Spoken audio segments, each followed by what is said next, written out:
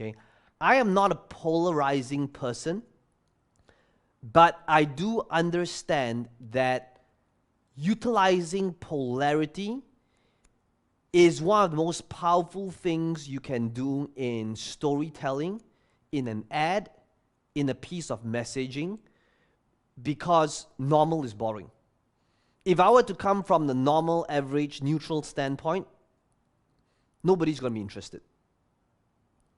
So think about how you can sometimes integrate something that's controversial, something that is polarizing as a talking point so that you can become a better storyteller, so that you'll be able to capture better attention.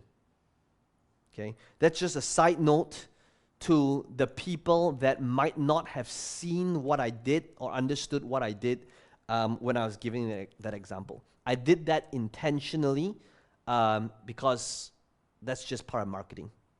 Okay? Okay, next question is from Esther.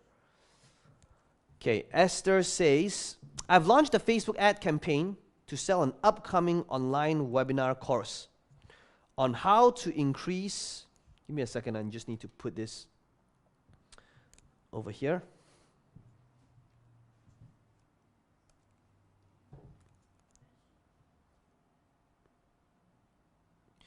Okay, Esther's question is, I launched a Facebook ad campaign on how to increase sales. After 12 hours of posting the ad, my account was banned. I did not use copyrighted music or bad language. I'm waiting for Facebook to appeal. Why is my ad banned, and how to overcome ad from being banned? Okay. Well, Esther, I'll need to take a look at your languaging and compliance. But long story short, okay, there's just a few things. If you are somebody that ever got your ad account banned or shut down or restricted, first thing is this. I'm going to talk about compliance and a few things to take note of. And number two, know that even though they restrict your account or ban your account for whatever reason, it is very common that it's just their algorithm automatically red flagging something and then automatically banning you, especially if you are a new advertiser. Because the truth is, Facebook makes so much money, and sometimes it's just not worth it for them to take on a new advertiser where then they have to educate about compliance, all of that, and sometimes it's just easier for them to just ban a person, okay? So what I would recommend, Esther, is to submit for a manual review and just be nice and say like, hey, I was just wondering what it is that I did wrong so that I'll be able to rectify the problem. And in most cases, if they can see that it's an issue on their end, they will actually reactivate the account. But if it's a thing with compliance, then chances are you have to start a new account. So I want to spend maybe, if you have ever gotten your account banned, okay, let me know in the chat. Okay, type in the word banned if you have ever had your account banned. If you've ever had your account banned, let me know. Type in the word banned. I just want to know like how many of you have had your account banned in the past. And it just comes down to really understanding compliance. Guys, we are live on YouTube. Let me know on YouTube. That's the only place that I'm looking at if you guys want to be able to kind of interact with me. Okay, so when it comes to compliance, Facebook does not like a guarantee of a specific result in a specific time frame. Okay, guys, I want you to remember this, okay? Let me say it again. Facebook does not like the guarantee of a specific result within a specific time frame. Facebook does not like you identifying characteristics of the audience either. So Facebook doesn't like you calling out, saying, are you a shy, introverted person? Right? Facebook doesn't like you calling out, saying, are you a homeowner looking to sell your home? Why? Because users feel like they're being stalked when they're being identified, and Facebook wants to protect their experience. So the way you avoid making these claims is to turn things around. So let me explain, okay? Especially if you're somebody who has gotten your account banned before. And it just happens time and time again because most marketers don't understand this. So it's not about making realistic claims either. Some of you could be thinking, oh, as long as I don't exaggerate my claims, I will not have my account banned or be in trouble. That's not true either. So for example, I've had an ad account shut down because I've made a claim where it's possible to make an extra $1,000 a month. So to me, when I was first starting, I was like, $1,000 a month should be a pretty acceptable claim. Wrong, right? Facebook, in their eyes, it's still a specific result within a specific time frame. And if as long as it's a promise of a specific result in a specific time frame, they don't like that. So the question is, so this becomes really tricky in markets that is to do with money, financial markets. This becomes tricky in like health and fitness, especially when it comes to weight loss. How do you actually say and make a claim on how you can lose 3 kg in whatever, in 1 week, in 2 weeks, in 1 month? Because even if it's lose 3 kg in 1 month, that's still a claim, a specific promise within a specific time frame that will get your account banned. Okay? So what you do is, you come from the angle of, rather than saying lose 3 kg in 14 days, you would say, how I managed to fit in my old jeans after discovering this technique. Okay, so what are you really saying? What you're really saying is how you lost weight, right? But without saying it directly. How do you say that?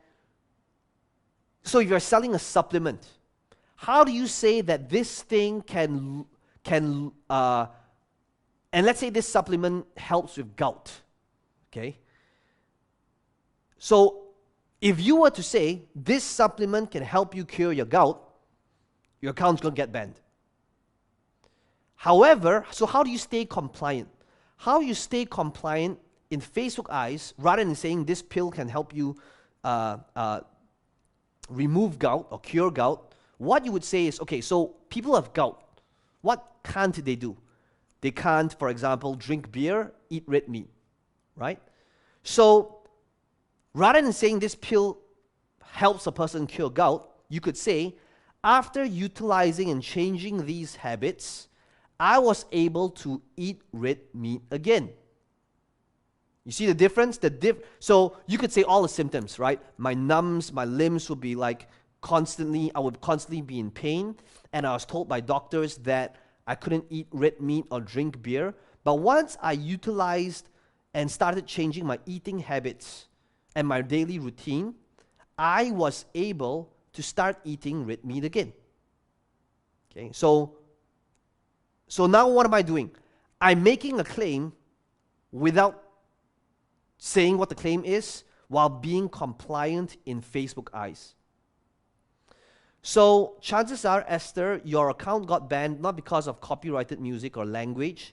It could be one of those things. I'll need to see what the ad is exactly. But how this relates to all of you, okay, whether you are on Zoom or whether on YouTube, is to think about how can you utilize messaging that enables people to identify themselves and reach the conclusion themselves. Okay? Rather than saying, I can help you scale your Facebook ads and generate a 5x return on ad spend, you would say, after discovering these 3 little-known techniques, I was able to turn my losing campaigns into profitable winning campaigns.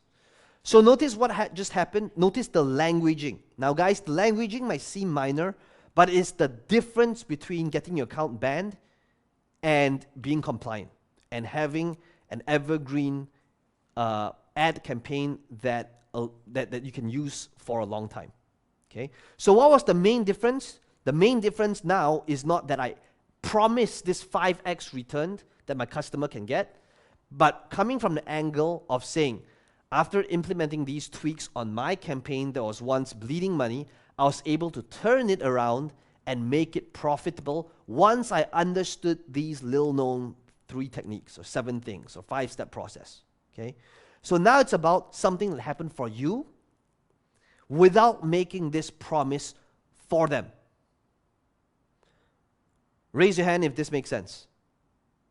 Okay, cool. So start asking yourself, like, how can we utilize that in your messaging? Because once you're clear on this minor change, this is how you just stay compliant and never have issues on Facebook, right? Especially if your market is in either anything to do with money or anything to do with weight loss, you got to be extra careful. Now, if you are in other markets, Facebook might be a little bit more laxed with this rule, but especially if you are in one of these 2 markets, you got to be really, really careful with your messaging. And that's why most people are never really able to take their ad or their account and scale it to like millions of dollars, because in most cases, their account will be banned before that even happens. Okay. Esther, does this answer your question? Yeah? Okay, cool. Okay, so guys, before I continue talking and answering the next question, I would like you to know, let me know in the chat right now on YouTube, what is your biggest takeaway and what are you learning so far from this 5 Q&A that we just did so far?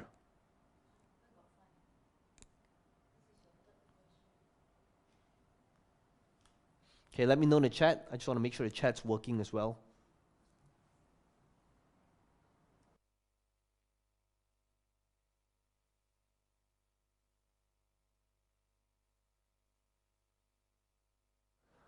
Okay, cool. Okay, messaging, wording, being extra careful when it comes to money, weight loss. Okay.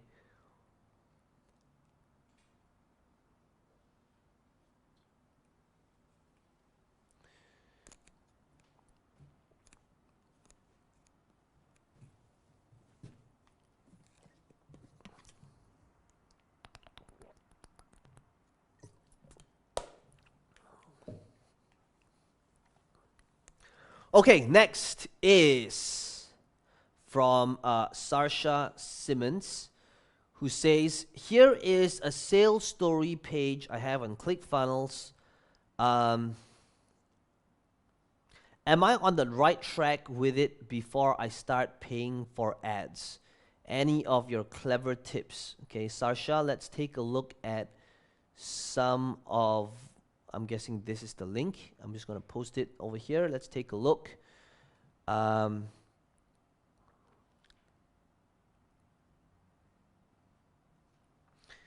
Okay, Sarsha, so taking a look at first glance, this is a 100% view. So this is an actual zoomed in, or rather the actual view most people would have.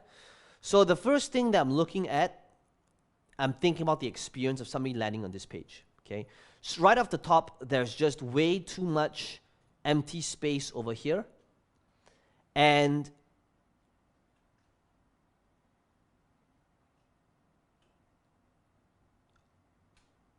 what we want to do is we first need to redo the fonts, because without zooming in, for most people, this is a 100% view, okay? This is a 100% zoom in, this is 110%, yeah. So this is 100%. It's too small for most people to see this. And most parents also might not necessarily know how to zoom in either. So you got to always take a look at the experience of a person landing on a page at 100% view, okay? It's 100% zoomed in. We could definitely, you know, if this was like a whole coaching session, I'd love to be able to look at your languaging, your copy, and your conversions.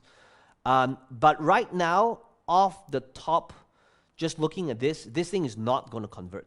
And the reason why it's not going to convert is that there's too many things going on. There is the video that first of all, there's a lot of empty space here. And then by reading this, I don't know if I'm supposed to play this video over here. And then after that, there's this buy now button. And then am I supposed to come back on the left-hand side and continue reading this?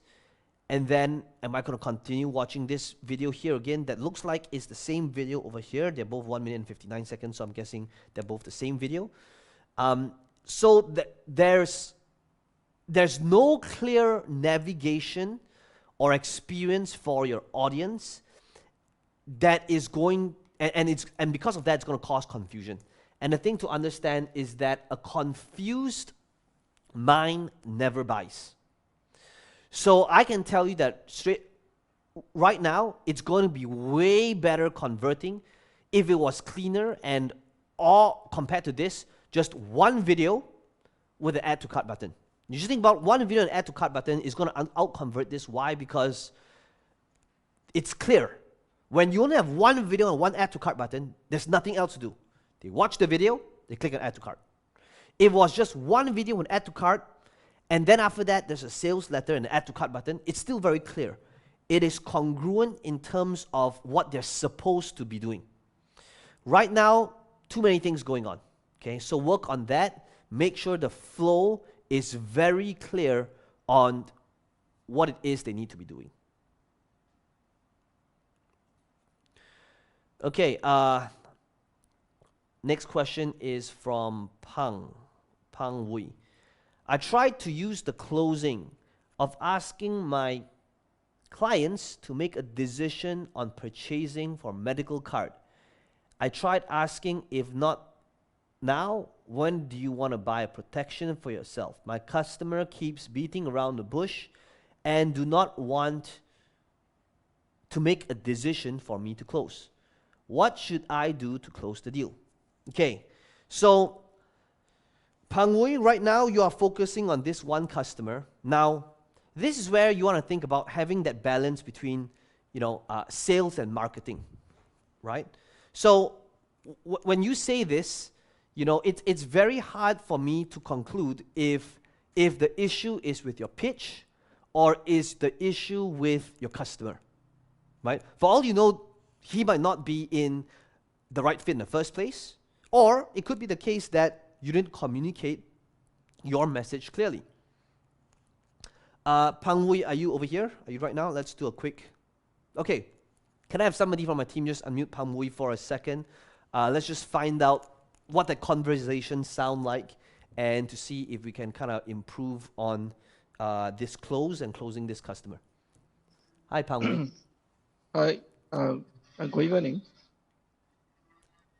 Okay, so let's imagine that I am your current customer, and right now you're telling what did that close sound like, and let's see if we can actually walk you through closing this customer and how if we can do it differently, or is it a complete waste of time and we should just try something else altogether? Okay. Or why don't I just give the whole scenario?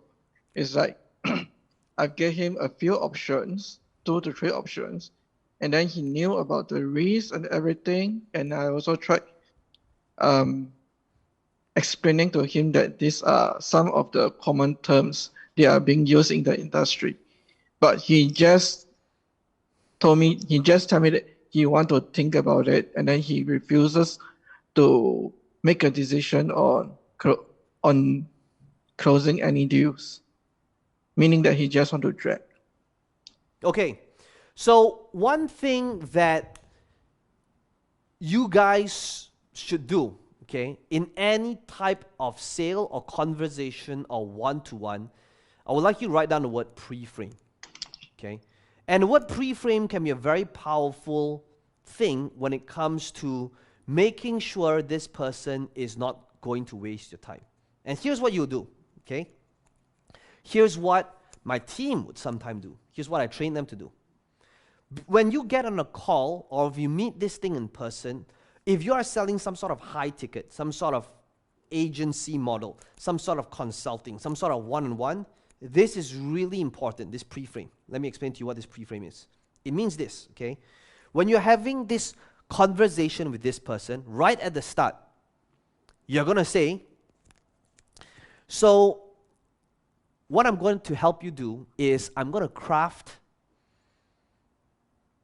what I believe would be the best policy that would fit your requirement, your budget, as well as your income.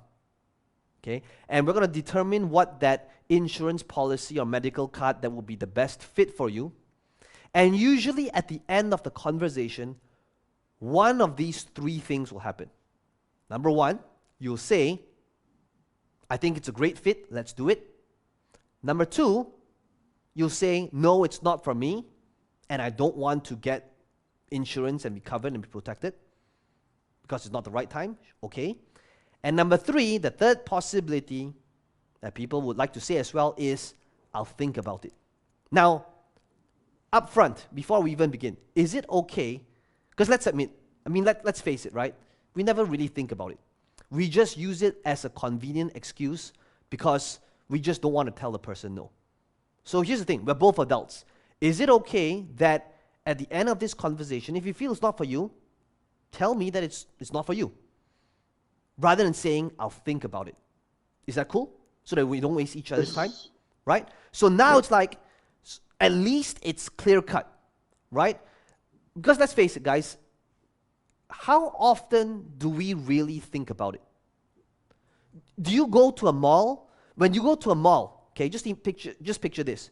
You're in this mall. I don't know, nobody's really going to malls right now, but imagine you're in a mall, and you're in this shop for 15 minutes, and the salesperson, the sales assistant has been really nice to you. And then you realize 15 minutes in, you actually don't want to buy the product. How many of you here, you've been in that situation before?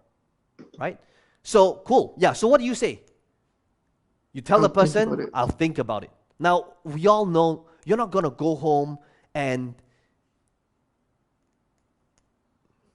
I was going to use a terminology that I shouldn't use over here, but let's just say it's a mental thing going on over here, right? And then after that, you don't do that, right? You don't think about it. And that is what your audience is doing. They're saying, I'll think about it because the truth is, you just don't have the balls to say no. That's what it is. So to avoid getting yourself in a scenario like this, use a pre-frame if you constantly are being met with clients who say, I'll think about it, because they're not thinking about it. So now, because you're upfront with them, and let's just say, okay, great, I want to help you achieve this thing. We'll map out this thing together. At the end of the conversation, it's a great fit for you. Let's do it. Great. If it's not, great too. At least we're not going to waste each other's time. Is that cool? So now there's no pressure on you thinking, oh, but this person says, you know what? If it's at least now he's not thinking about it. It's either a clear-cut yes or no, and now you can move on with the next person and not waste more time, money, focus, energy, and resources on this one person who might not even be the right fit in the first place, but didn't have the balls to say no to in front of your face. That's how I think about it. Make sense? Yep. Yeah? Okay, guys. So, thank you, Peng Joon. So what I you. would like you guys to think about is, how often are you utilizing pre-frames in your conversations, in your sales process? And if you're constantly getting that objection, it just means that there's a part in that process, in that sales conversation, that you should have done beforehand so that that objection wouldn't come up to begin with.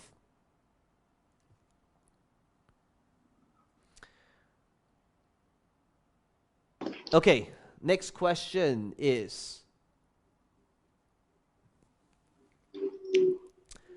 from, by the way, guys, let me know as we are constantly going through each different concepts. Let me know in the chat, how this applies to you, what it is that you're learning. I would love to be able to hear from you. Okay, Bliss says, first time learning this, Romario. What is the most passionate niche you know? Guys, like, in every single market, there's always going to be people passionate about that thing, right? There are people that's passionate about Pokemon cards right now. Logan Paul just bought a Pokemon card for $150,000 US last week. So Pokemon could be an extremely passionate market if people, there's always going to be a market for that, okay? Same thing for computer games, same thing for whatever, for makeup. It's all about identifying where they're hanging out and creating an offer that serves a solution to the problem, okay? Next question is from Jaya Kumar, who says, I am in the construction market doing specialist in rainwater discharge system, which is called the symphonic system. It utilizes all kind of construction, new buildings. The question is, how do I scale up this service in the construction market through funnels? Okay, so remember, so right now, you are selling a rainwater discharge system called the symphonic system, okay, Jayakumar. So what I'm, just like the question before, right? The question is, how do you create desire for this system? And you want to think about, is this going through search, or is it going to be pattern interrupt, or is it both? Now, chances are, because you are helping somebody do that in construction, I'm guessing it's a business-to-business type of deal. Jayakumar, I actually see you here. Is it cool if I just clarify a few things with you? Okay, cool. Can I have somebody just unmute Jayakumar for a second so that we can understand how we can market this better? Hi. Hi. Okay, so this symphonic system, tell us what it is and what is the price point and what it does. Actually, the price point is high ticket. It depends upon the building valuation. It may be roughly I start from 20K to 1 million.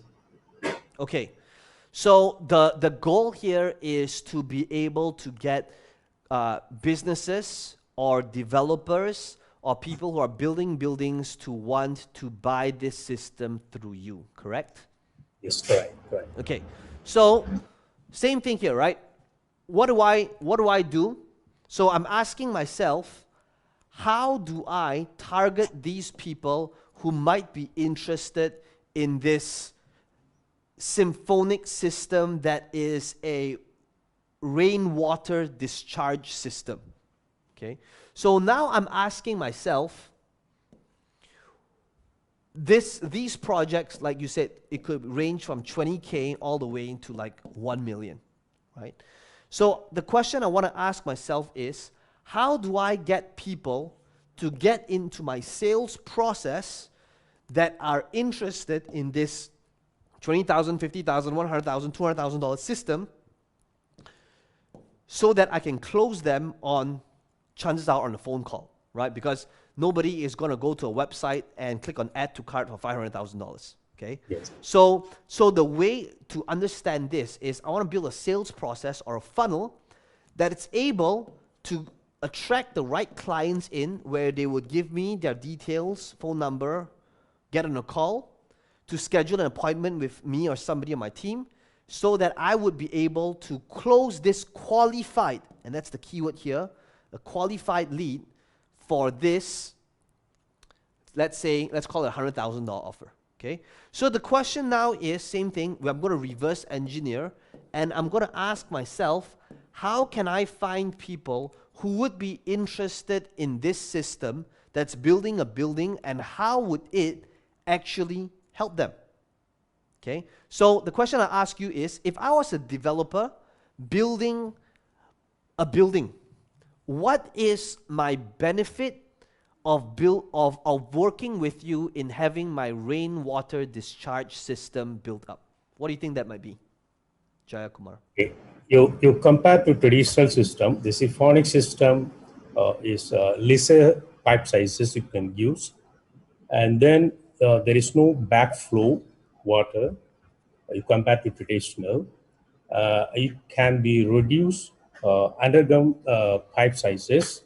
So it can be save almost 20 to 30% cost savings compared to traditional method. I see. So the people that would typically invest in these type of systems Are they developers, the construction companies? Who are these people? Normally is architect and developers and main contractors. These three target people. Okay, so architects, developers, and these type of people. Okay, so I want to be able to, so these people is not the end consumer. So what do I know? I know that Facebook is out, Instagram is out, because that's not where they hang out, right? So these people, chances are, where are these professionals? They're LinkedIn, right? Remember, Okay. you see, the platforms, guys, we got to understand, does not matter. It only matters in helping us understand where our target audience is hanging out, right? So because Jaya is in business to business, and it's because he's selling a product that could potentially range from $20,000 to $1 million, and let's just say the average cost is $200,000, he's not gonna run an ad on Facebook or Instagram because that's not where his target audience is. However, because he knows his target audience is business owners, businesses, people who have either is a developer or is in construction, guess what? He can actually find them on LinkedIn, okay? And on LinkedIn, that is where this type of audience is hanging out. He'll be able to see their position in that specific company, to be able to see if they're a decision maker, the decision maker within that organization, and that is when you can send them to that sales process. That's when you can establish a relationship with them in order to get your sale. This would also be the case. So this is one channel, right? What is the next channel? The next channel, they might not be hanging out on Facebook or Instagram, but where they hang out? They are hanging out Yes. on Google. Now, why Google? Here's why. It is because, wouldn't you agree, if Jaya built up a very simple page that ranked on the first page for a keyword that only the people in the market would know of? So for example, you and me, chances are today is the first time we've ever heard of the keyword rainwater discharge system. Okay, I've never heard of that until today. I'm learning something today. But what is it? But guess what? People who are in the industry, they know of that, right? And that's what they're typing on Google. They're typing in rainwater discharge system, Alabama, rainwater discharge system, Singapore, best rainwater discharge system, rainwater discharge system suppliers, rainwater discharge system manufacturer, rainwater discharge. So guess what? Jaya, this is when you can start creating content.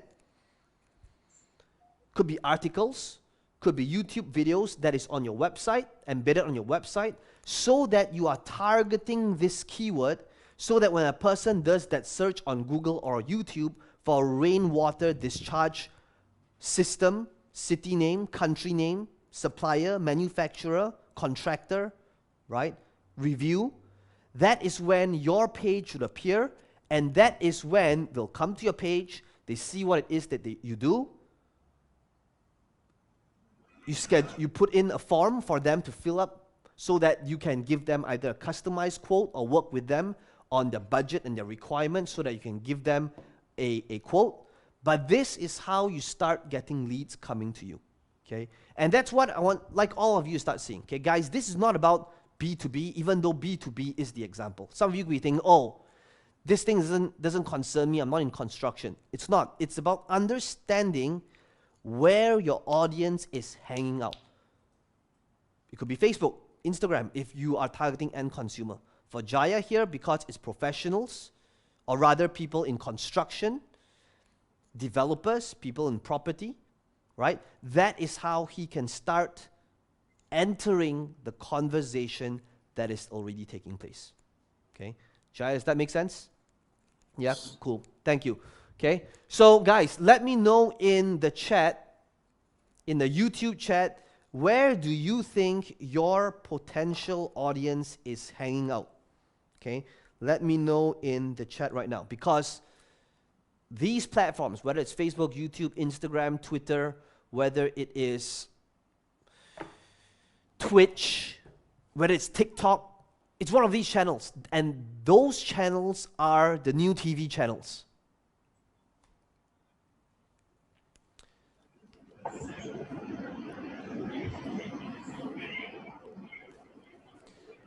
Piyush says, how can we convert LinkedIn audience into clients? Great question. Well, the way you would do that is to first establish a conversation with them first. Okay, so unlike other platforms, because I'm not B2B, so it's not something that I'm heavily focused in. But if you are B2B, the best way is to contact the person and offer and strike a relationship off by offering to do something that benefits them first, right? So it'll be like, hey, so and so name, I noticed that you are in industry name, and and either we could say we have common friends who have mutual acquaintances, and I would love to just connect with you so that perhaps if you are, I would love to be able to either, whatever, right? Look at your copy, help you decrease your costs, streamline your efficiency. You know, we can get in a conversation sometime, but just come from the angle of establishing that relationship with them and giving them value. Okay, that's how you start.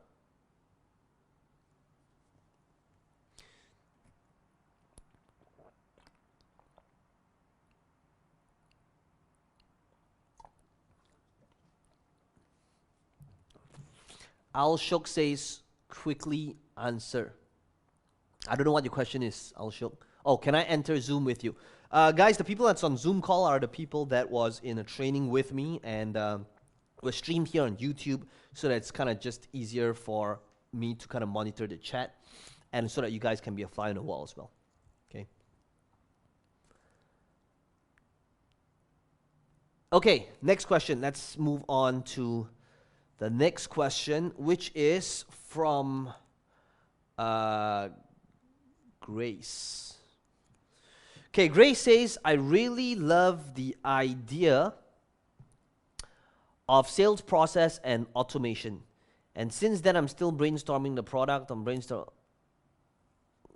While I'm still brainstorming, what are the strategies that will recommend keeping me up to momentum based on what I've learned from the Game Changer? I.e., the videos challenge, do I start picking up my product idea and talk about as practice? Okay. So, Grace, where are you at? I need to kind of understand exactly what's keeping you stuck for me to answer your question. Okay, Grace, my team is just going to unmute you. I would love to be able to help you out in terms of getting unstuck. Could you let us know specifically what you want to be able to work with so that I can give you better clarity? Hi. Hi. Hi, Peng Joon. Thanks for letting me speak. My pleasure. I guess it's just trying to find out that if I want to create a product, it's something that I'm going to be loving what to do and something that I'm in for the long term. And I do know that it's kind of a process for me at the moment. And sometimes I wouldn't really know what I'm passionate about maybe years later. So I'm still I guess I'm still discovering what I really want to do. And it can be anything, I guess. But I guess I do understand that if I want to keep up with what I'm learning, I've got to practice somehow. So I was thinking maybe starting in very, very small baby steps. So, and learning along the way while I'm trying to discover what kind of product that I want to implement and launch for the long term. Not sure if that makes sense. Okay, so yeah. I think your question is, you're saying that you're thinking about an idea and you haven't come up with an idea since, is that correct? And you're just thinking about like, what should you be doing? Yeah, so what you've given in day one was particularly helpful, and I spent a little bit of time thinking about it, and I still got some more ideas, but I still question whether this is something that I really want to jump into and really give it a good go.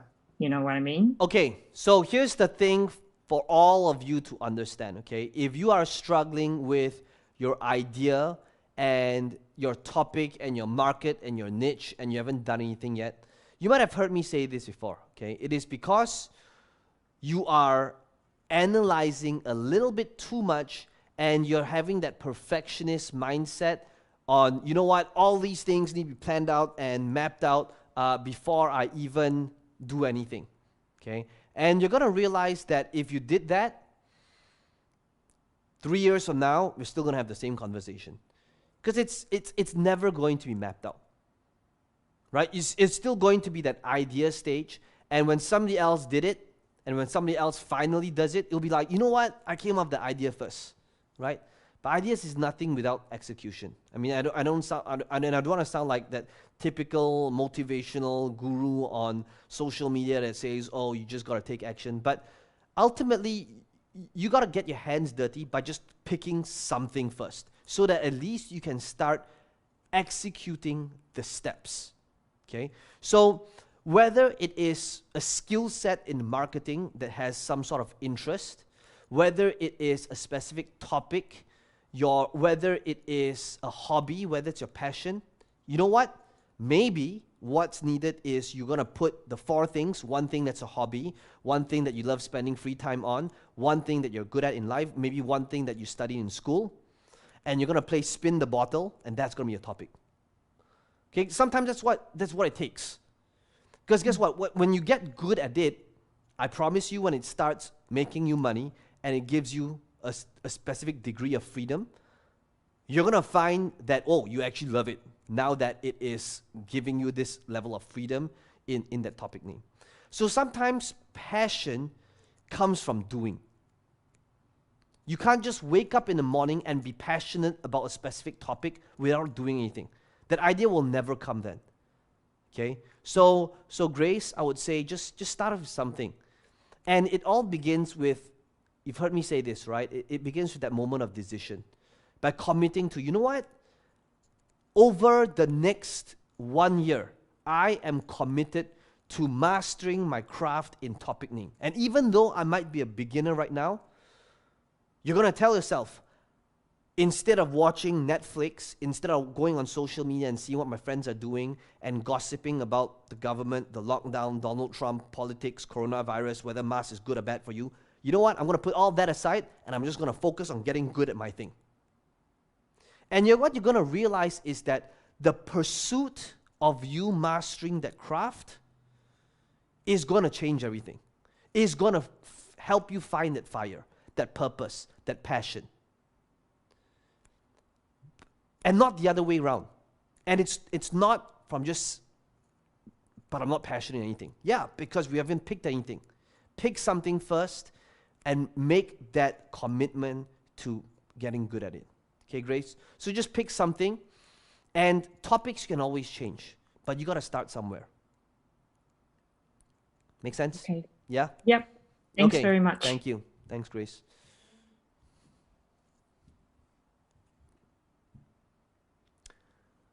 Okay.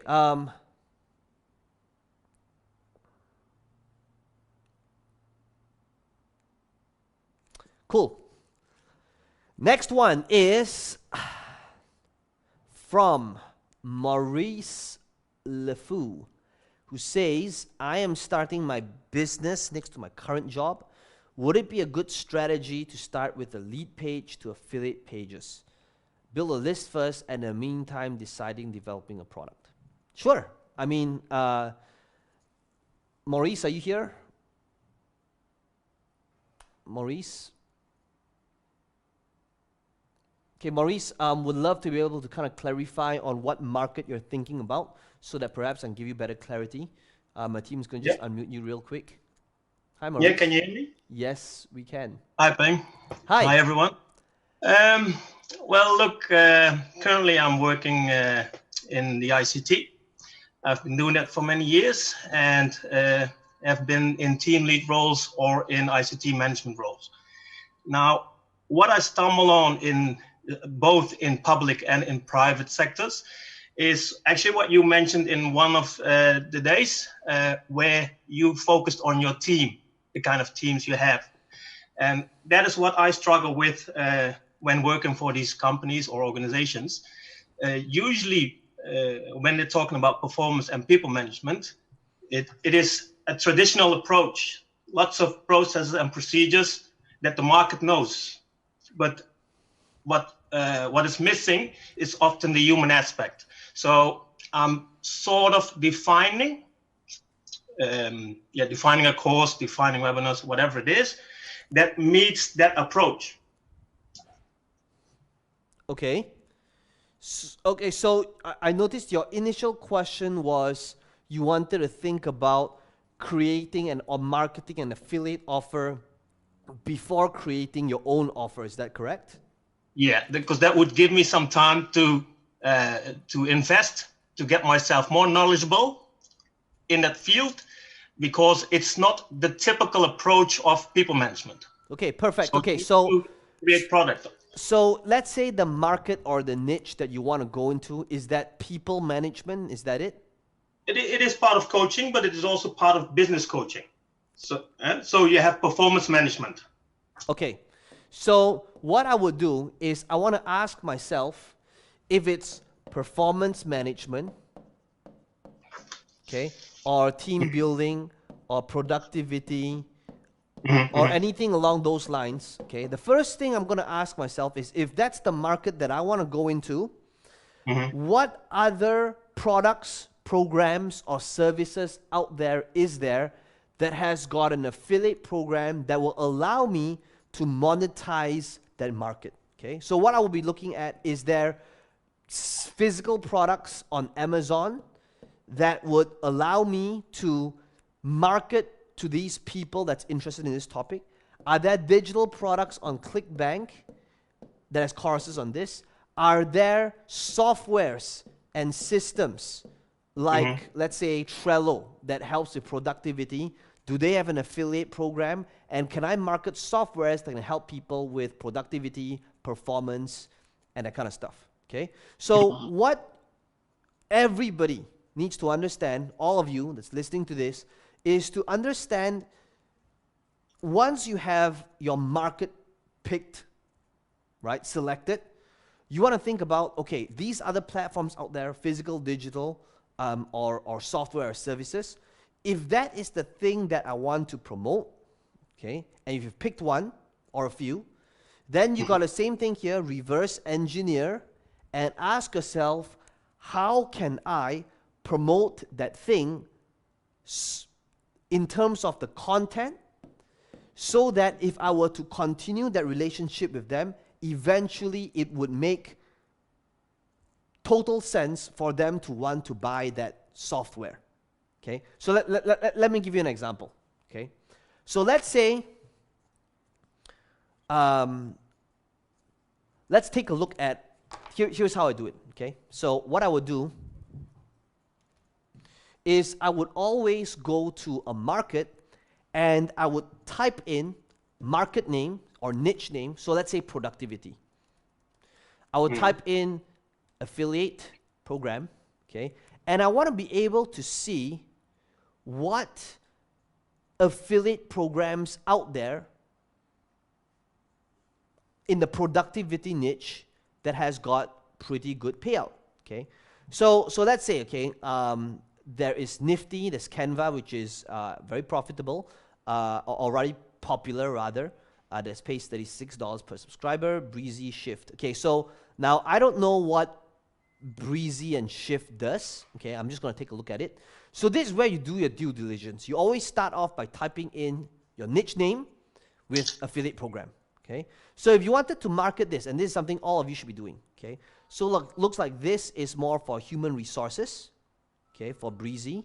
Shift looks like it's the workstation for productive people, and this looks like something like Trello to manage projects and tasks. Okay, so they all have an affiliate program, and you can see that these are the payouts, right? Nifty will pay you 20% recurring as long as they continue being a member. Same thing for Breezy, lifetime, and 20% for Shift as well. Okay, so I gotta ask myself, if this is the product, how can I monetize by promoting this product by giving value beforehand, so that when I recommend this product, it becomes a no-brainer?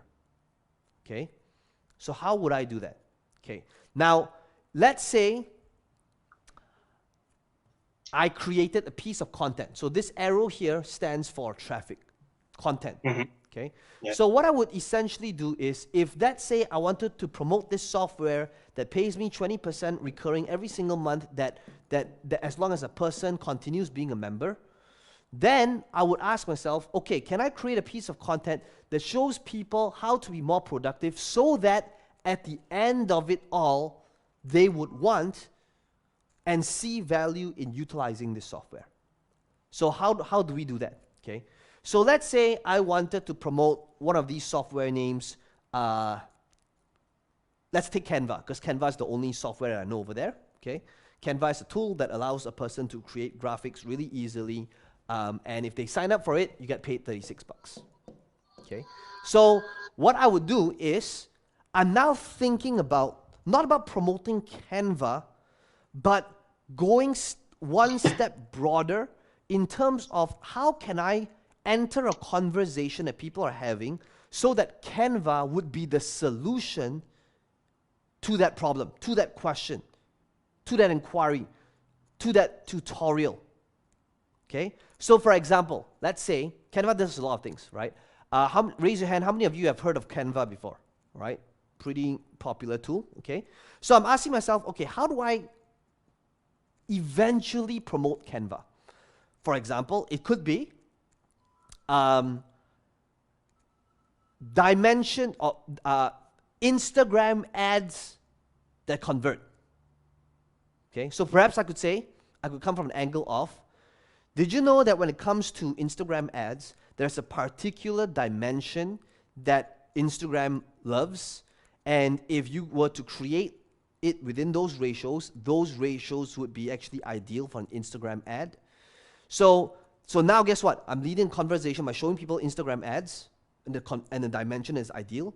And then at the end of the video would say, and by the way, these ad examples that I showed you here on this tutorial, they were all created utilizing this tool called Canva. And if you would like to be able to get a free 14-day trial to Canva, then right below this video, or in this email link, or in this YouTube description box below, I've actually included a link so that you can get your free trial to Canva as well. Okay? So notice what I'm doing over here. I just created a piece of content, which is how to create Instagram ads that convert, gave them value, so that at the end of it all, they would want to buy this productivity software called Canva. Now, I could be doing this for Trello or for Nifty or for Breeze or for Shift by just asking myself, if I were to go back one step in my content creation, how can I deliver value or entertain or teach or educate so that the end product, whether it's a physical product, whether it's a physical product from Amazon, whether it is that digital software, that would be the answer to helping them do this task better. At the same time, what I will also do, okay, to kickstart this off, Maurice, is it could also be the case that I'm sending people to my lead funnel, to where I'm capturing their name and email address, so that if I collect their name and email address, I collect the lead, this person would belong to me for life. Belong to me for life sounds like a crazy ex-girlfriend. But yeah, if you treated them well, and if you delivered value, they would continue being a subscriber. And that is when, ultimately, if you created your own product, you'll be able then to market this product to this list, because now you would have generated goodwill to this audience beforehand. Okay, so definitely start off with affiliate marketing. Thinking about what it is that you want to promote, follow these steps, and start either creating content or ads that sends people to the funnel so that eventually you can monetize utilizing this model. Okay? All Make right. sense? Yeah? Thanks. Thank you. Okay, cool. Guys, let me know what you are learning right now. I'm getting a lot of weird comments. How do I kill my friend? I have no context to what it is that you're talking about. Anyway. Okay, so Next question is,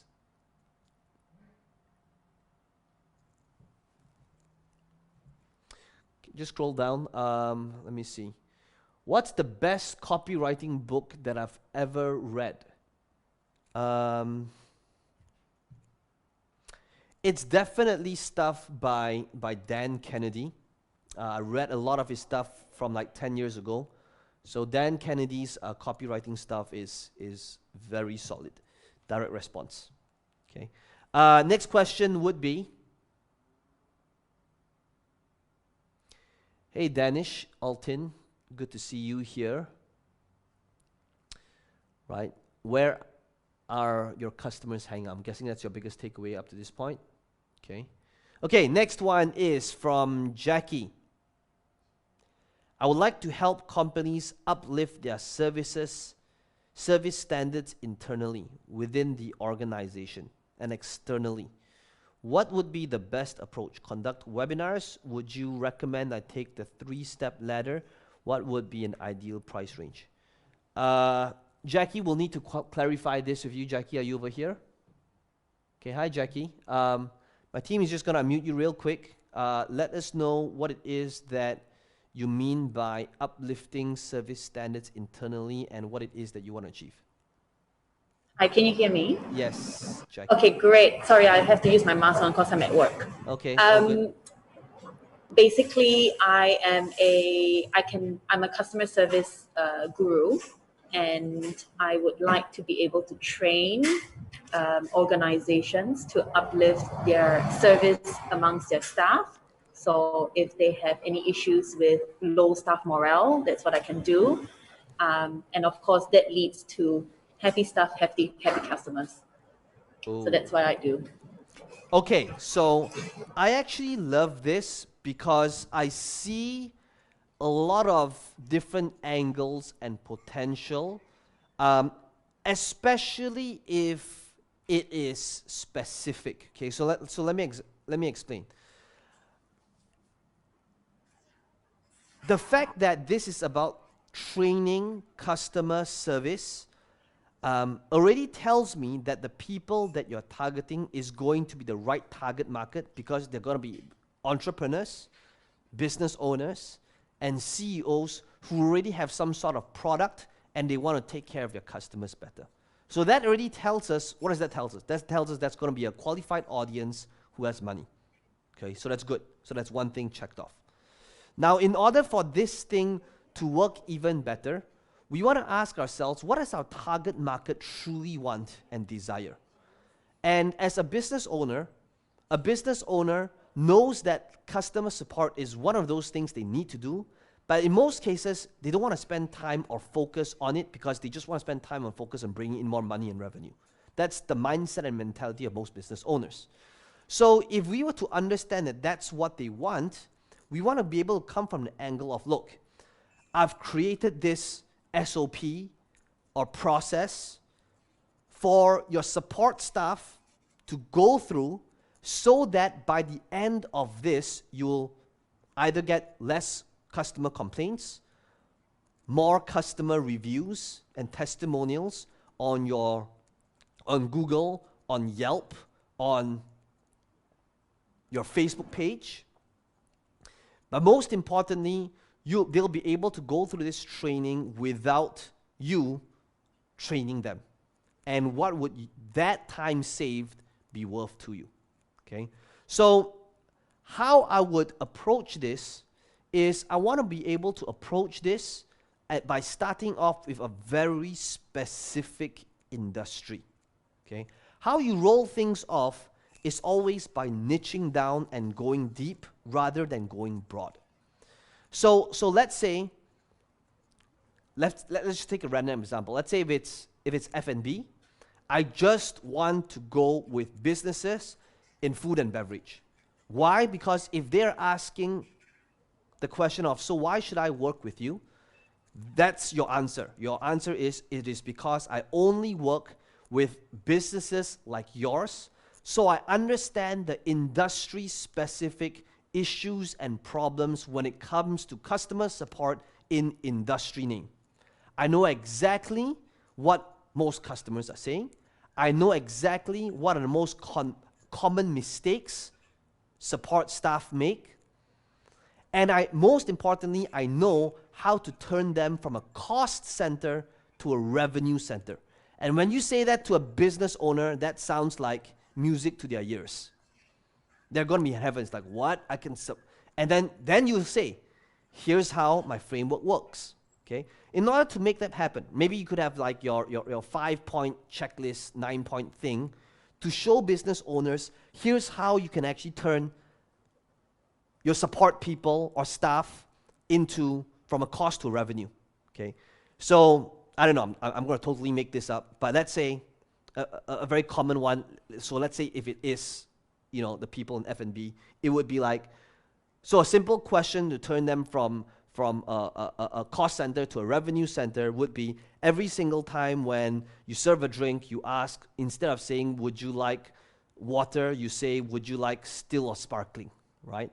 So that kind of forces them to either one pay for a drink, okay? Stuff like that, right? So and I don't know if F&B is your thing, but I'm just, asking you to pick that specific market, because now when you have that framework to show them that it's industry specific, they are going to see you as that thought leader, that expert, and as the only logical choice by not being generic. Because now you can speak their language and their world. Okay, so what should your offer sound like? Come from the angle of that business owner. They don't want to train their staff. They think that their support staff is what's costing them money, not making them money. You want to be able to show that person that if they were to go through your training, it means that they don't have to train them, giving them more time to focus on what it is that they should be doing, which is another thing they want to be hearing, right? So that you will be able to do what it is that you do best and focus on your strengths and bring in revenue, right? You could show them that by having a good support staff in place, they will be able to help you get more reviews on Yelp or on Glassdoor or on Facebook reviews by having this process in place. They will be able to become better revenue centers by integrating a simple upsell process in their delivery mechanism. So for example, a classic one would be saying like, would you like fries with that? Would you like to go large, right? So this is taught in your proprietary training to show them how they can actually bring in more sales in the F&B business, okay? Now, so whether it's F&B, whether it's HR, whether it is, for plastic surgeons, niche down, and that's how you begin, okay? So what would that price range be? It just comes down to same thing. I totally would have the do-it-yourself, done with you and done for you model. I would start off with the easiest one to usually start off in terms of ease of implementation to get your first client is always done for you, always. Why? Because it's when the perceived value is the highest, and starting out to build case studies, to build success stories, to build testimonials, that might be what's required on your end to kind of kick things off. So for those of you, if you're thinking, should I do it yourself, done with you, done for you? The easiest to implement is always done for you. Why? Because that's what people want to hear. It's all done for me. I don't have to lift a finger. Of course, the downside is that it's going to require a lot more time and work on your end, but that's how you start things off and build success stories and testimonials and results that you can use to further fuel your marketing in future. And when you are doing that done for you, understand that you could also eventually repurpose that done for you as part of your do-it-yourself product. As part of your offer, you could eventually say, as part of this do-it-yourself, you'll be able to see my case study of how I helped this client utilize his support team to save more sales and increase revenue by an additional 17% by having this process in place. Okay, and then that's where you could show the footage or the videos of you doing the done-for-you work, the templates, the documents, the swipe files, the worksheets that they would get, that you created in the past, and that becomes part of your do-it-yourself. So notice the ecosystem of creating an offer. You could start off with always the done-for-you first. You do the heavy lifting, you do all of the work, right? You're visiting your client, you're keeping them happy, you're servicing them, all of that, right? But in the process of doing all of that, what happens? You'll have the documents, you'll have the templates, you'll have the workflow, you'll have the SOPs, you'll have the to-do lists, you'll have the Trello boards that you did for the client, but now you can create the generic version of what you did for the client, and now that becomes your do-it-yourself solution. Right? How many of you here are picking up what I'm putting down? Right? So notice like the ecosystem of offers. This is how you can utilize it to fuel more offers where you're still helping your audience get that result from different price points from a different experience. Could be do it yourself, lowest price point, done with you, done for you, which is the premium. Okay? Jackie, does that make sense? Perfect. Thank you. Thank you. Perfect. Perfect. I appreciate it. Thank you. Would love to hear what it is that you eventually do with this. Please keep us updated in the Game Changers community. And by the way, guys, remember that as part of this, and I'm speaking to those of you that's Zoom over here, okay? Remember that our videos challenge is going to begin on the 1st, okay? Which is 4 days from now, okay? So please make sure that you are registered because I'm going to be showing you how you can strategically create 21 videos in 21 days, okay?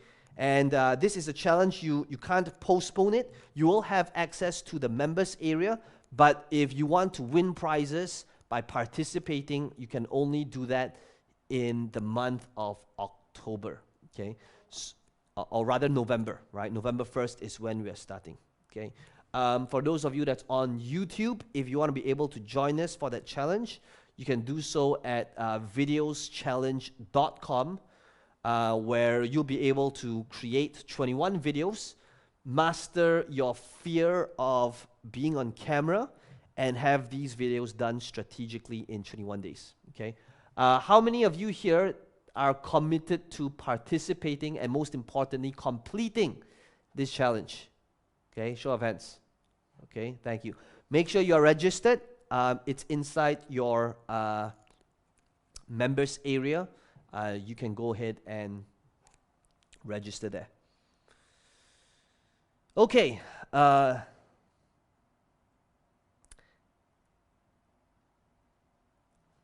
Next question is from Sumanth. Sumanth, he says, I got stuck. Let me just quickly share my screen. Sumanth says, I got stuck writing my funnel, which has got no webinar in it. Can you give me a gist of how to write a typical sales video or funnel without offering anything for free or joining a webinar? I don't really understand your question, Sumanth. Sumanth, are you here? Let me just kind of clarify this question with you. Okay, Sumanth, my team is just going to unmute you right now. Just wanted to kind of get clarity to what it is that you want to accomplish and how I can help you get there.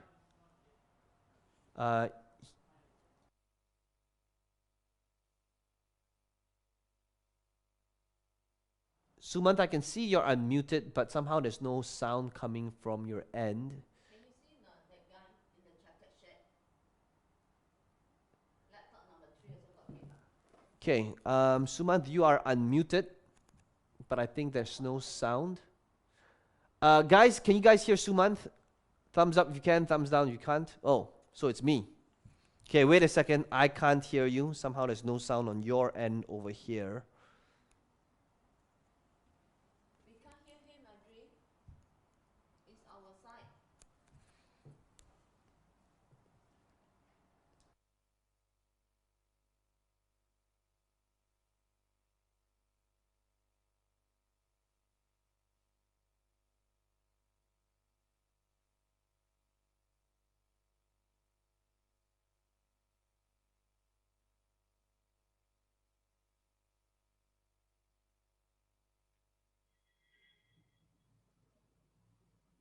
Suman, Ask him to say. You tell him first. could you try again?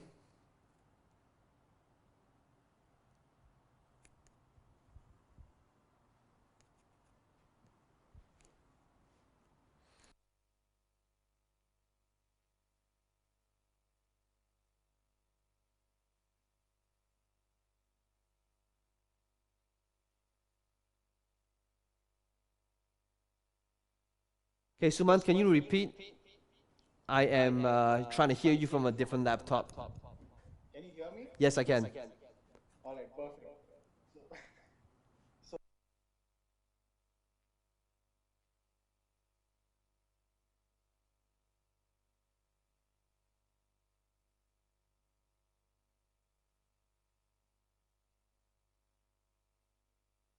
No, I'm listening.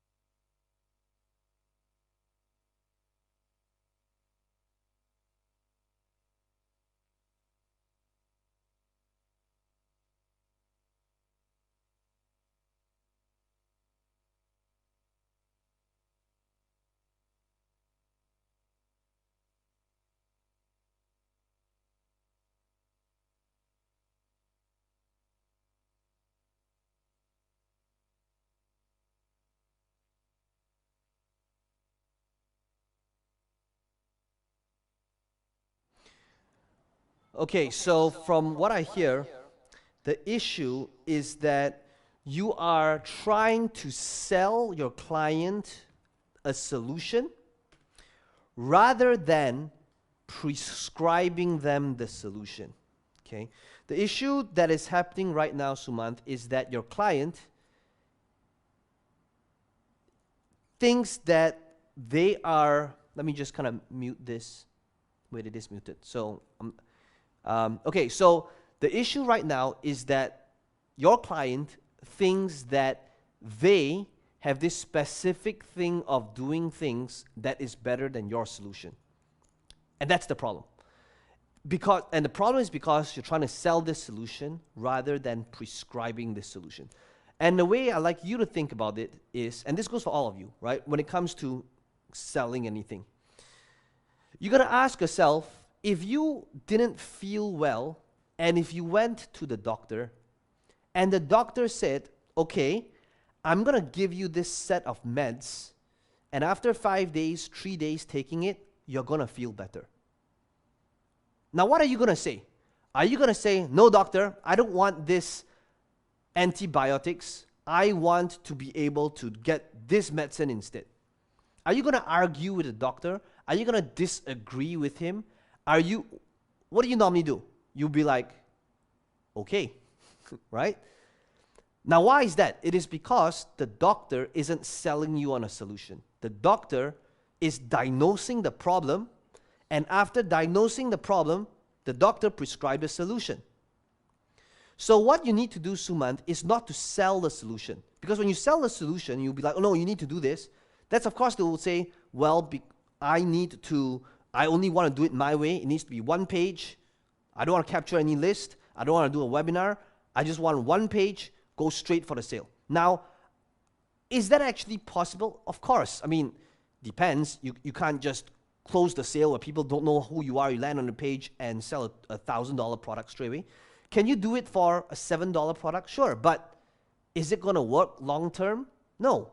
Why? It's not going to, you're not building a business. That's one. You're not building a list. You can't nurture that list. You can't continue to give them value and have upsells after. You can't do a lot of things. So the only reason why they might disagree with you and want to do things their own way is because you have not shown or displayed to them either through education or value, or by actually doing it and demonstrating it why your process is actually superior than a traditional website with a page with a PayPal button. That's the reason, and that's why they want to do it their way. And now, because of that, they're trying. Notice that they've even swayed you to want to do it their way. But guess what happens? If you did it their way and you gave them what they want, again, it's kind of like the doctor who's supposed to be the expert who prescribed this solution, and the patient says, "You know what, doctor? I would rather just whatever take this other thing instead that I read on Wikipedia that on this forum that said it was really very good, and I want to take this instead," right? And the doctor says, "Oh, really? Okay," right? So what has essentially happened is that they have swayed you, and in fact, because you were swayed, now they had a little bit more uncertainty as well. Be like, okay, so this is where you want to be able to stand firm, just like a doctor, and come from the angle of, no, here's why you should be doing this. Because here's the issue, Sumant, is that if every single time you try to cater to your audience's customized requirements, you are going to go crazy. Because there's going to be this one customer who says, you know what, I want to be able to build this one page with this sales letter and add to cart. The next person, and you agree, and then the next person says, you know what, I'm actually very shy on camera, so I don't want to do a sales video. I just want you to help me put a text and PayPal button, okay? And then the next person who says, oh, I heard this thing from Peng Joon saying, I want to do a webinar, so I want to do a webinar, I don't want to do. And then now what's going to happen is there are all these different projects, which usually is a good problem to have, but it's going to drive you insane because you're trying to customize every quote, every customer to their specific requirements that is not going to even serve them to begin with. And that's the problem, because even if you did do the work for them, guess what? It's going to backfire. Why is it going to backfire? Because 2 months down the road, when you put in the work to giving them what they wanted in the first place, and it doesn't convert, who do you think they're going to blame? They're going to blame you and say, why did you create this thing? This thing isn't selling for me. So this is where, as the expert, you need to put your foot down and to be able to demonstrate that you are prescribing the solution to a problem. And if they don't see it, just means either you didn't do a good enough job explaining it, or they weren't the right fit to begin with. Okay? So this is how you start disqualifying and making sure that you are attracting your ideal audience. Okay, make sense, Sumant? Yeah? Okay, cool. Thanks. Thank you. Okay, next.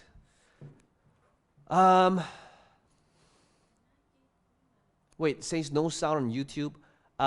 Guys, could you guys on YouTube confirm that there's sound? 1, if there's sound. 2, if there's no sound.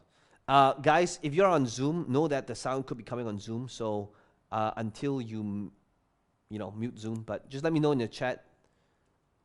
1, if there's sound. 2, if there's no sound. Oh, there is sound? Okay, type in yes. Yes, if there's sound. While I take a look at the next question.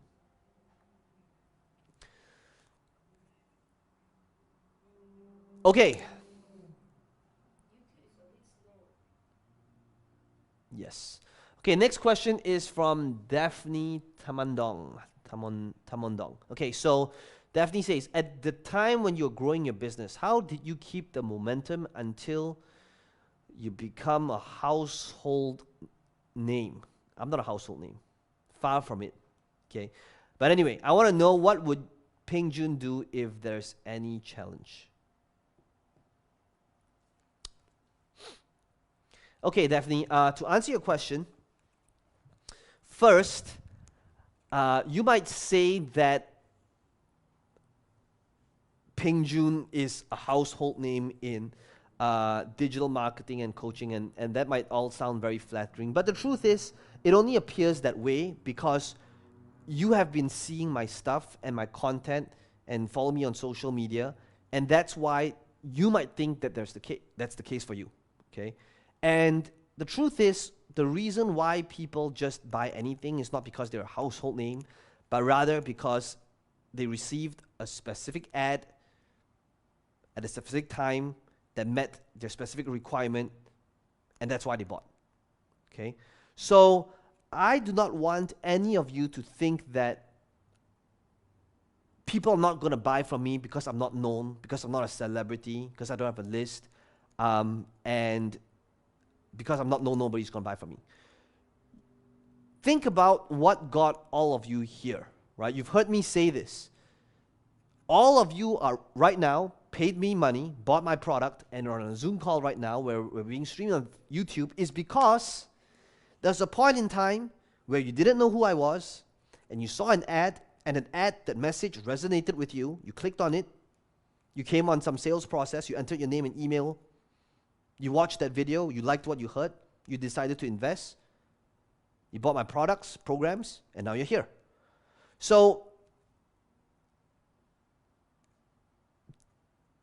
what if your audience will invest in your product, program, and services, not because you're famous, but because you were able to create the right message with the right product or right offer at the right time? And that's it. It's just integrating these three things together, okay? And the question here is, what would Peng Joon do if there's any challenge? Daphne, is it okay if we just unmute you? I want to kind of clarify what that means. My team, oh wait, I have the laptop here. I'm just going to pass it back to my team. There you go. Hi, Daphne. Yeah. So my question is, for example, of course, you're met with a lot of people in the same sphere, in the same industry. So I'm sure you were thinking, how would you be different? And there are days or months that there would be low sales on your business or low revenue. So how do you come back after a challenge like that? Especially when it comes to revenue, when there's a downward trend. Okay, so whether it's a revenue downward trend or any setbacks in life, I think it's all about reframing the relationship that you have with frustration and fear and setbacks in life. You see, most of the time when people look at frustration or confusion, it's usually associated as a negative emotion. Now, to me, frustration just means I'm about to have a breakthrough if I continue. Confusion just means, to me, I'm going to learn something if I continue. But most of the time, if a person has got a negative association to this feeling, where they feel that they should not have that feeling to begin with, and it's not natural, and that they shouldn't be feeling that way, and there should not be any setbacks or frustrations, and that's when they stop, right? Because the relationship with the feeling is a negative one. But if you can reframe that relationship that you have with that emotion, that's when everything changes. When you can come from the angle of, but it's part of the journey, but it's to be expected. That, I mean, think about this. If you are trying to build that business that gives you freedom, money freedom, time freedom,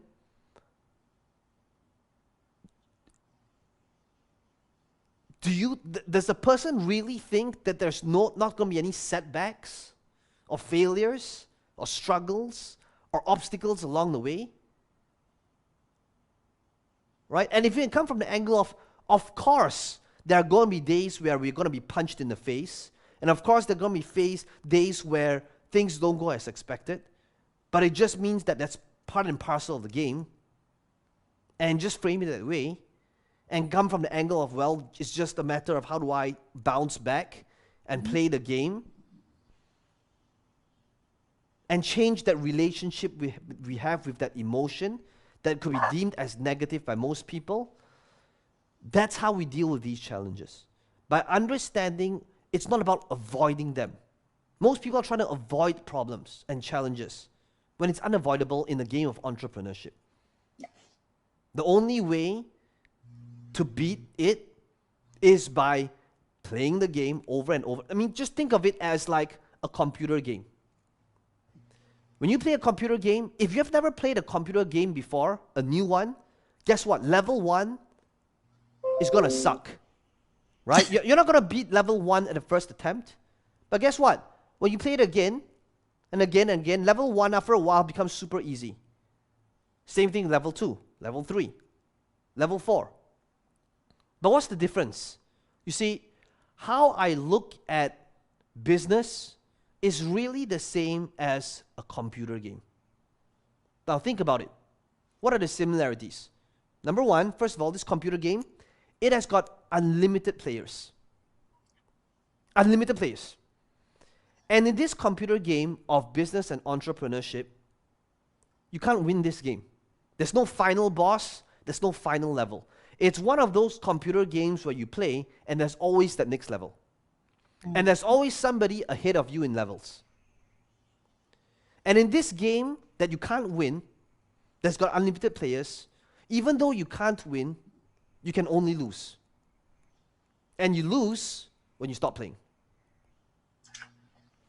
And if you guys can view business and entrepreneurship and life that way, you'll realize that the people who don't get results are just the people that is not willing to play the game or is unwilling to continue playing the game. Because of a specific setback that they feel should not be part of the computer game. Oh, this boss, this obstacle, this wall shouldn't be in the game. And then they stop. And it's going to sound cheesy. Like, oh, you can only, fail if you quit. Yeah, it's something we hear of all the time on social media. But the question really is, how are you playing and participating and showing up in this game of life and business and entrepreneurship? Are you playing this game for the sake of playing it? Are you playing this game not to lose? Or are you playing this game to win? And how you approach this game, right, Daphne? I'm rooting for you, right? How you approach this game, some people are just playing this game on autopilot. No definitive strategy, no planning, no will to say, you know what, I'm going to crush this game. They're just there, existing,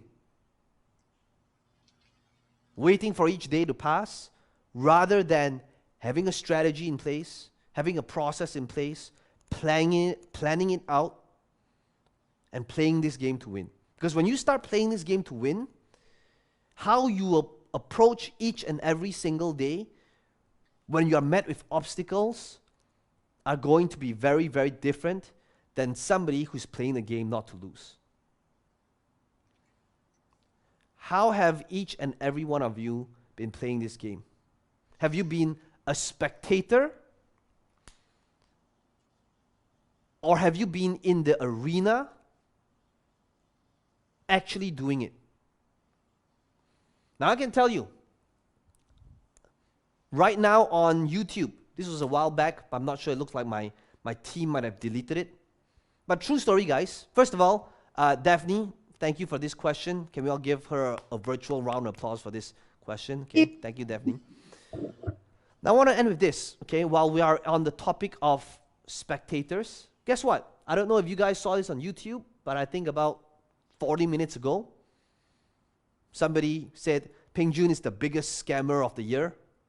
Guess what? A comment like this is something that is stopping some of you from playing this game. Which is basically the judgment of somebody that doesn't even know who you are and what they will say or think or comment on social media. And their criticism stops you from playing a bigger game. That's literally what's happening for some of you. Some of you are unwilling. Whenever people tell me, Peng Joon, how do I get traffic on social media without showing my face? I know that 99% of the time, it's because of somebody else's thoughts, judgment of you, if you were to put your content out there. And here's the thing. If somebody can go on social media and watch your videos and read your posts and spend 20 minutes and still can spew toxic and venom on your stuff, I can tell you the issue is not with you. The issue is with them and how they view their world. And it's not personal. These are things that people will never say to your face, but behind a keyboard and behind a screen, they become invincible. And this fear is what's stopping you, some of you anyway, in this room, on this call, on YouTube, from playing a bigger game. And you've allowed somebody else's judgment or opinion of you to define your potential. Understand that this game, you could be in the arena or you could be the spectator. And most people, they will live this life being a spectator. The question is, are you willing to play this game in the arena? Most people are consumers. My goal here is to get each and every one of you to be a producer. It's easy to consume stuff. It is easy to look at a food blogger, an influencer, and just get distracted of what people are saying and talking about on social media and get distracted. But if you can make that switch and that transition and play this game by being a producer, everything's going to change.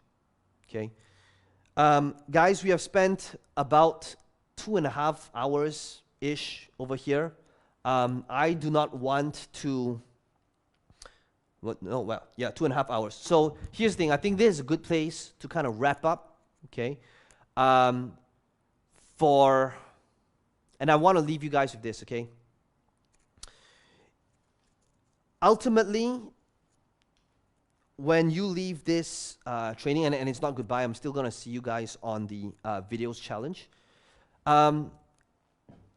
It is just to be able to change your relationship with failure, change your relationship with fear, change your relationship with confusion and frustration, because all these feelings and your relationship to it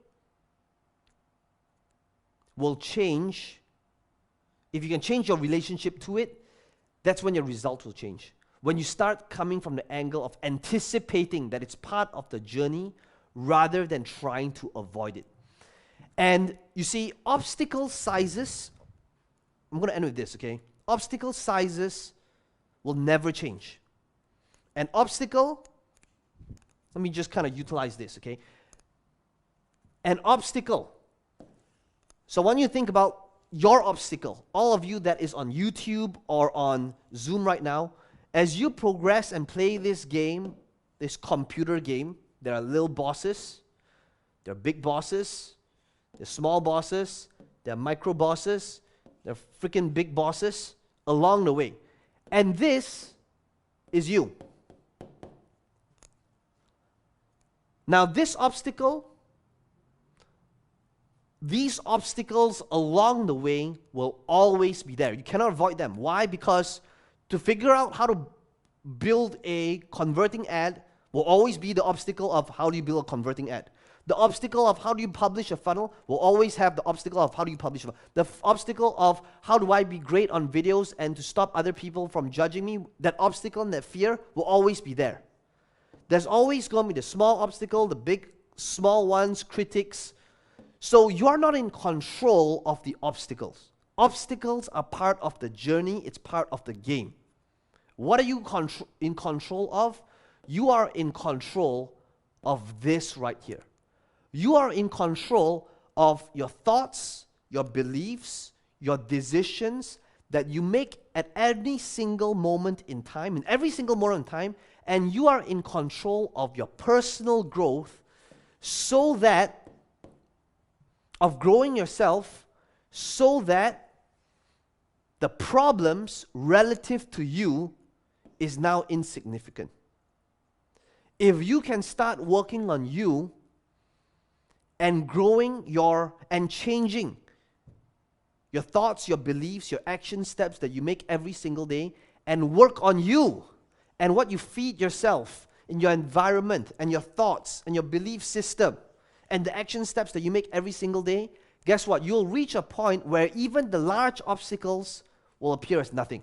It's minor because you've grown so much so that a big obstacle that appears big to somebody else is insignificant to you. So, moral of the story, don't try to avoid obstacles. They're part of the game. Work on you and growing yourself so that the obstacles is insignificant in proportion to you. Okay? Guys, I hope that for those of you that's asking like how are they on this call and all of that and how we can work with the team, I just want to put this link out there. If you guys want to be able to speak to my team to see where you're at and to see if you're a good fit to be